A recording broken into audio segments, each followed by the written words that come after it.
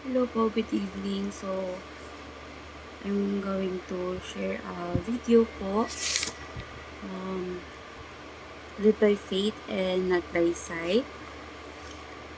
It is 2 Corinthians chapter 5 verse 7 in KJV. It's a New King James Version. For we walk by faith, not by sight. So, let's start muna with a prayer. In the name of the Father, and the Son, and the Holy Spirit. In Jesus' name, Lord, I'm sorry. I know the road looks blurry and impossible, but may God, with the word impossible, there is the word I am possible. For you are my loving and heavenly Father. I trust in you that no matter what, it's all in your will, and it all will be done. Thank you, Lord, for the struggles. You have made me stronger. Thank you, Lord, for all the resources that you have let me experience in ways of people around me. Thank you, Heavenly Father. And right now, I will not lean on my own understanding, for right now I declare and decree 2 Corinthians chapter 5 verse 7. Lord, steer my heart, steer my life. I want your plan for me. I don't want normal. I prefer your supernatural way for me. My life is all yours. As long as I'm breathing, I will serve you and no one else. Thank you, and I need you all the days of my life. And I love you, for you first loved me. In Jesus' name, and by the power of the Holy Spirit, I apply the blood of Jesus to my whole being, for me to fulfill your anointing and calling to my life. In Jesus' name I pray, amen. Um, Hello po, good evening po. So, gabi ko kasi ito video and ayun, so whatever na nagawa ko tong video, whatever. I mean, kapag nagawa ko tong video to, it is meant na kailangan ko talagang gawin to ngayong gabi na to. For whatever reason na, ayun. Greetings my beloved sisters and brothers in Christ. Just so you know, overthinking and overanalyzing things won't get you nowhere. So, it's also, paalala sa akin, it's an ideal word for me na parang it's like a reminder to me na stop overthinking. Like a rocking chair. For the meantime, it will give me something to do, but without even realizing, with idolizing my problems and even giving it my precious time that the Lord gifted me. So, ayun. Sinasayang ko yung oras ko sa pag-overthink. Wala lang. Parang minsan kasi, bigla na lang ako parang mahimasmasan ka, diba? Na minsan na, parang sobrang ka na nag-iisip, nag-overthink ka na masyado, ganun. Palagi akong ganun. Hindi ko rin sinasadya, parang, palagi ako nag-overthink for some reason. Well, siguro kasi wala akong ginagawa sa ngayon kasi, just, palagi ako, feeling ko bored ako, ganun. We are given the same time to each and everyone here on earth with our Lord's mercy and guidance. And do you ever wonder why other people prosper and have more resources than we are? So, i-example ko sa sarili ko kasi syempre, palagi ako nagpo-procrastinate tapos nasabi ko na maghanap akong trabaho tapos hindi ko ginagawa. Kasi, for some reason, hindi ko alam kung saan ako magaling, ganun. Palagi ko nag-question, saan ba ako magaling? Siguro, move by faith na lang talaga, not by sight na one thing is palagi sinasabi sa akin, binigyan ako ng 3 choices na kung saan ako pwede, parang TikTok, Facebook, YouTube. So parang, alam ko sa sarili ko, doon ako pwede, doon ako may kayang gawin ganun. Kasi yun din yung ginagawa ko, like nag-vlog ako, naggumagawa ako ng mga videos. So ayun, so ewan ko lang kung paano ko siya i-venture, paano ko siya i-start sa ngayon. So for now, gagawa muna ako ng mga content na gano'n. Jesus content. So, yun. So, ayoko naman kasi na parang i-judge ako na I received this from the Holy Spirit, from God.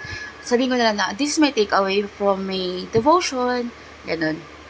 Para hindi masyado ma-misjudge yung mga nasi-share ko dito. yung may mga words na random na ma-receive, ganun. Kung halimbawa naman na nagda-devotion kayo, nagbabasa kayo ng Bible, may mga random messages talaga na alam nyo sa sarili niya, hindi yan galing sa own understanding nyo, sa own knowledge nyo, diba?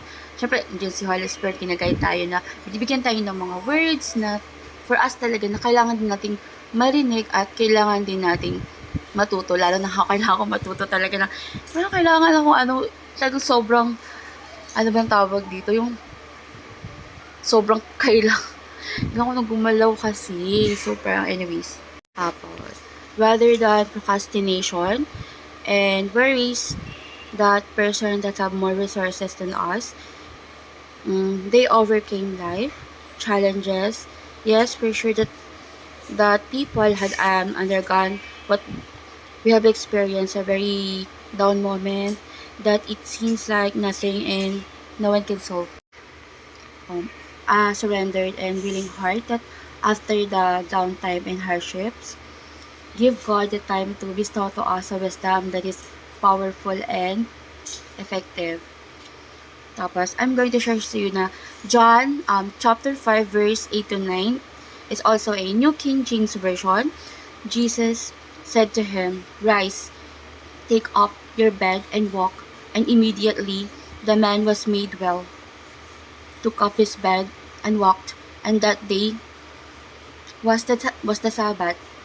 The right use of gift that the Lord already gifted to us.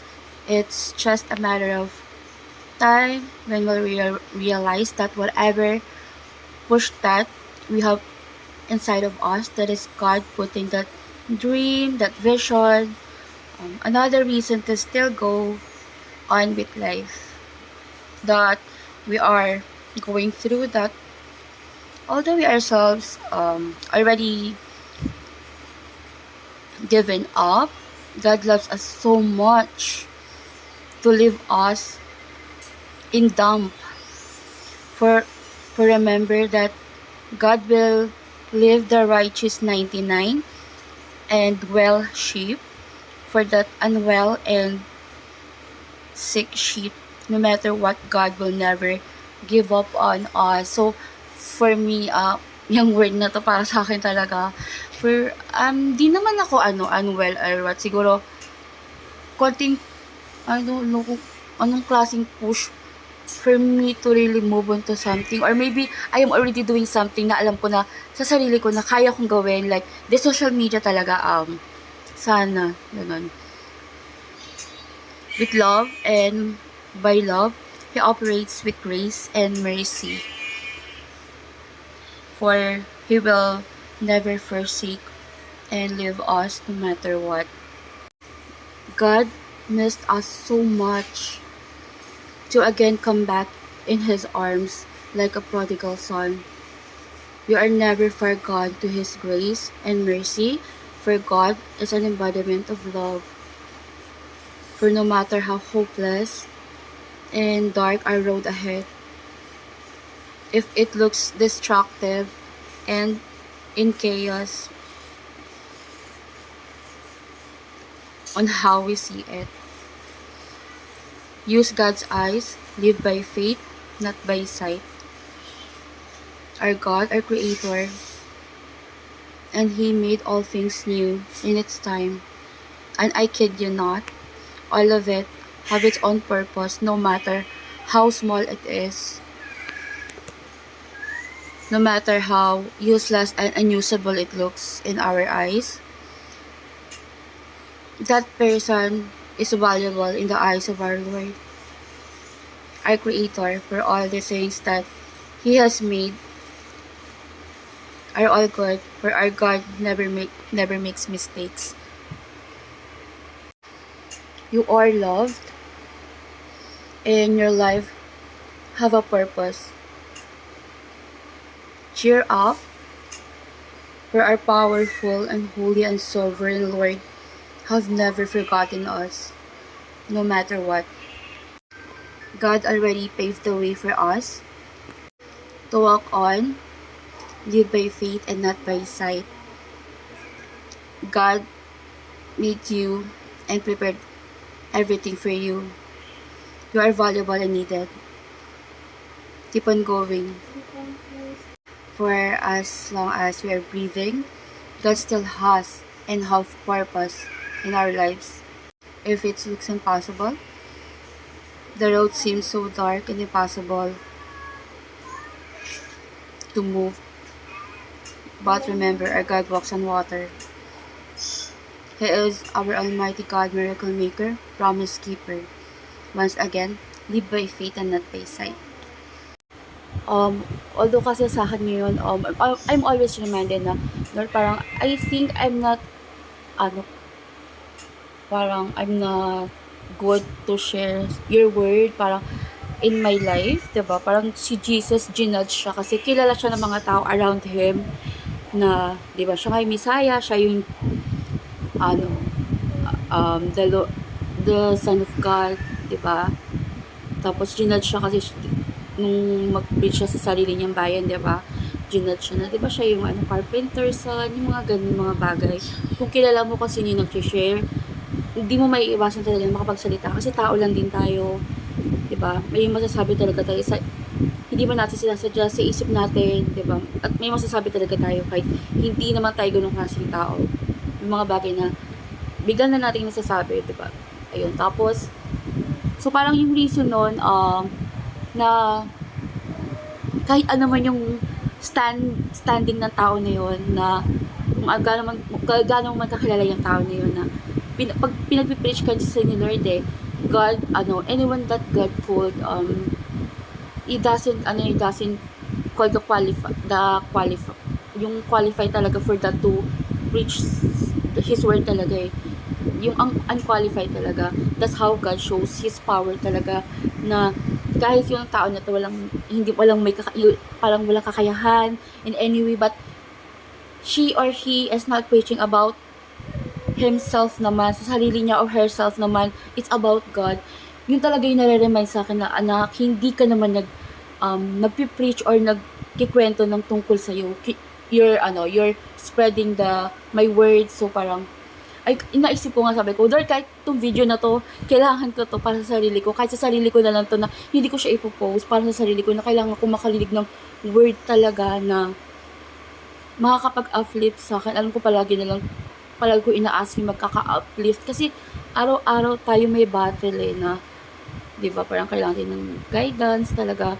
Kahit na start with prayer talaga, mas tumataas din kasi yung mga pinagdadaanan natin, yung mga spiritual warfare, yung mga iniisip natin na kung ano-ano na, ayun na nga, live by faith, not by sight, na hanggat maaari talaga mag-focus tayo on, kung kaya mo, kung may oras ka, read the word of God, the Bible. Kasi, isipin mo, kahit magbasa ka man o hindi ng Bible, may attack talaga sa'yo palagi kang mag-overthink, nandiyan palagi yung problema, kaya mas maganda na meron kang guidance ni Lord. And ayun lang, thank you po for watching. If ever na umabot ka sa sa pinakadulo, thank you, bye-bye po. So, magko-closing na. So, may pumasok sa akin na idea or na ipahabol na kailangan kong mag-closing prayer. So, mag-pray pa tayo. Let us pray. Heavenly Father, thank you for this night. Thank you for this morning po, Panginoon, kung ano man pong sino man po nanonood, Panginoon. Give her or him, give this person, Panginoon, the peace of mind, the peace of heart na kinakailangan niya. Hindi naman po ibig sabihin na matindi po yung wala po siyang katahimikan sa isip at sa puso. Pero pinagdadasal ko po na even though na may pinagdadaanan man o kung wala mo siya pinagdadaanan, is na may peace po siya knowing na nandyan kayo, Lord, humahawak sa kamay niya. You're still guiding him or her, Panginoon, sa buhay niya, Lord. And always give this person po, Panginoon, na nakikinig, Lord Jesus, a nudge sa heart niya po, na no matter what, kung ano po pagdadaan niya sa buhay niya, na kinakailangan niya na palagi lang mag-call sa iyo, Lord, in surrender, in prayer, Panginoon, na always throw away, kung may itatapon mo po, Panginoon, ay pride po yun, Panginoon. And thank you for this person's life, Lord Jesus. Whatever this person is feeling, Lord Jesus, sa isip at sa puso niya, Panginoon, anything na heavy po, Panginoon, help this person, Lord Jesus, to carry anything po na heavy sa kanya, sa mind niya po, kung ano man po yung pinagdadaanan ng tao na to. Lord, you always have a purpose for him to for him or her, Panginoon, for this person, Lord, na talagang mag-strengthen po siya, Lord, because the road still, this person still has, you still have a long way to go, Panginoon, because you still have purpose, plans for this person, Lord Jesus. Prosper, Panginoon. Give the provision, Lord, whatever this person may need, Lord Jesus, sa help niya, Lord, sa provision niya sa safety, sa security niya sa life niya, sa provision niya sa financial, sa family relationship, Lord Jesus, for whatever reason, Lord Jesus, give this person, Lord, a boss, Panginoon, ka ng pinakailangan niyo po ngayon, kinakailangan niyo po sa life niya, anything, boldness po, Panginoon, to actually reach someone po, Panginoon, na kung may nangangailangan po ng tulong, you will be done sa buhay po ng taong ito, Panginoon, kung ano po nararanasan niya. Lord, give this person healing, Panginoon, miracle healing. Give this person miracle healing, for whatever it is, Lord, na he or she, or this person, Panginoon, nararanasan, you will be done sa buhay po niya. And starting right now, Lord, guide him or her, Panginoon, sa life niya, Lord. Thank you, Lord. At tinataas ko po ang buhay ng taong ito. In Jesus' name and by the power of the Holy Spirit that is in me, Panginoon. Greater that He is in me than who is in the world, Panginoon. You will be done sa buhay ng taong ito. In Jesus' name we pray. Amen.